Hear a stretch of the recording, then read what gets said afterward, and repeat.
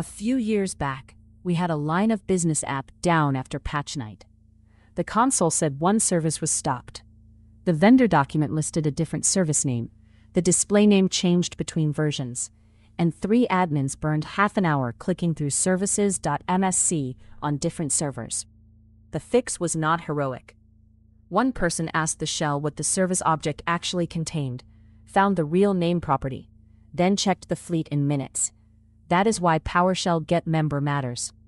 The manual way breaks because Windows administration is full of almost the same names: display name, service name, process name, executable path, startup type.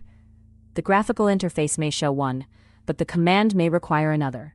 Blog posts help until a parameter changes, a module version differs, or you move from a single server to 200. Memorizing every commandlet is a losing strategy. At fleet scale, you need repeatable discovery. You need to ask, what commands exist for this noun? How does this command want to be called? And what properties did it return? The shell can answer all 3. Here is the core habit. Do not leave the console just because you are unsure. Interrogate the shell live. Get-Command helps you find commands when you remember only the area, like service, process, event, or firewall. Get-Help shows syntax, parameters, examples, and notes. Get-Member shows what came back through the pipeline, the object type, properties, and methods. In plain terms, Get-Help tells you how to ask the question. Get-Member tells you what answer you received. Once that clicks, PowerShell stops feeling like a bag of commands and starts feeling like a system you can query. First, run update help once on a machine with internet access, preferably from an elevated session. Modern PowerShell ships with minimal local help, so without updating, you often get stubs. Then use Get-Command Noun service to find commands you half remember. Start help with examples. Get help, get service, -examples. Examples usually answer the admin question faster than the full reference. If you need every parameter, use get help, get service -full, or get help, get service -online if you want the current Microsoft page. Then run a safe command and pipe it to Get-Member, like get service plus Get-Member. Say help desk asks, after last night's maintenance, which servers have critical services stopped? Start by finding service commands. Get-Command Noun service. You see get service, stop service, restart service, and others. Before touching anything, read examples. Get help, get service, get examples. Now inspect one result. Get service, Get-Member. You learn the object has name, display name, status, service type, and start type. That tells you what to select and sort.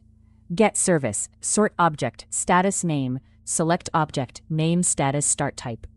For a fleet read, use a server list with Get-CimInstance, ClassName Win32 service, ComputerName server 01, and inspect that object too, because CIM returns different property names. A few scars. Update help can fail for modules whose owners did not publish help correctly.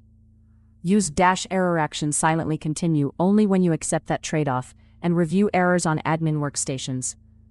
In PowerShell 7, some older Windows modules behave differently than in Windows PowerShell 5.1. Get service ComputerName existed in 5.1, but it is not available in modern PowerShell, so prefer CIM or remoting for remote reads. Over remoting or jobs, Get-Member may show deserialized objects, meaning methods are gone and you mostly have properties. Also, Get-Member is inspection, not documentation. Use both, inspect the object, then verify command behavior with Get-Help. This episode sits early for a reason. Before Active Directory, group policy object automation, event log hunting, access control list reporting, or hardening baselines, you need to trust the pipeline. That trust comes from seeing what flows through it. Get-Member teaches you not to scrape text when an object already has a property. Get-Help teaches you to check parameters before you run changes. This is also a safety habit. A senior admin does not guess a destructive parameter name in production. They ask the shell, read examples, inspect output, and only then build the command they are willing to run. Here is a safe 10-minute exercise. On your admin workstation or a test virtual machine, open PowerShell 7. Run update help. If some modules fail, note them. Do not panic. Next, run Get-Command Noun process. Pick Get Process and run Get Help Get Process -examples. Then run Get Process Get-Member and identify 5 useful properties. Finally run get process, select object minus first 10, name, ID, CPU, start time. Some processes will not expose start time unless you have permission, and that is a useful lesson too. You did not change anything, but you learned command discovery, help reading, and object inspection. Recap in 3 beats. First, stop memorizing your way through Windows administration. Use get command when you remember the noun or the area but not the exact commandlet. Second, read get help-examples before you read the full wall of reference text, and run update help because local help often starts nearly empty. Third, pipe real output to Get-Member so you know the property names you can sort, filter, select, and export. The shell documents itself if you ask it good questions. New PowerShell episode daily on this channel, building from first command to defensive fleet automation.